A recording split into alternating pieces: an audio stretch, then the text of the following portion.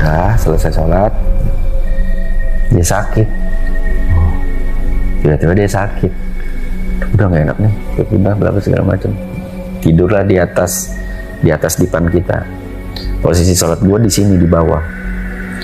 Jadi ada segini lah ya, ini jarak nih. Jadi gue di bawah gitu. Nah, Ayu ya udah gue pikir, oh Ayu sakit karena ngurusin gue di rumah sakit, biarin deh gitu. Capek dia istirahat aja. Gue lanjut baca artinya. Baru berapa ayat, gue ngerasa nggak nyaman tuh duduk di bawah. Gue duduklah di atas, di sebelah dia. Jadi posisinya kepala dia ngadep sini, di bantal kepala dia ngadep sini. Maaf, gue gini. Baca Quran, baca artinya tuh. Baru berapa ayat, gue denger suara dia jelas ngorok. Dan seingat gue sempat ngeliat ke arah dia. Tidur. Tapi gue nggak bangunin dulu karena gue pikir, oh dia capek kasihan. Udah, gue selesaiin dulu tuh. Tapi sama gue ngerasa emang gue nggak, seingat gue nggak nyaman aja tuh. Selesai, gue tutup, gue bangunin dia, gue colok gini nih, sayang, bun, karena gue juga lagi ngerasa nggak nyaman nih, gue butuh dia bangun gitu kan, sayang, bunda, ya sayang, kata dia gitu.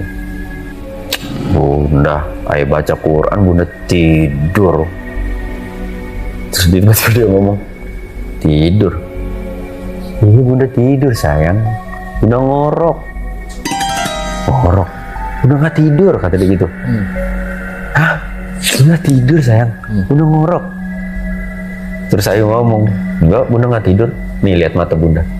Gue lihat mata dia Jat, bersih, bukan kayak orang kan ada deep sleep kan yang tiba-tiba tidur bentar berapa detik berapa menit bangun mata agak pasti merah dong.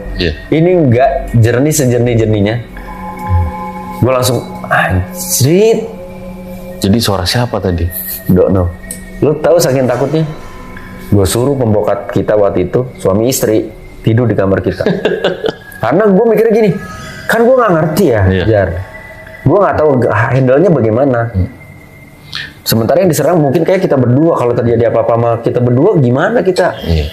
Itu. Tapi emang nggak pernah ngorok ya biasanya?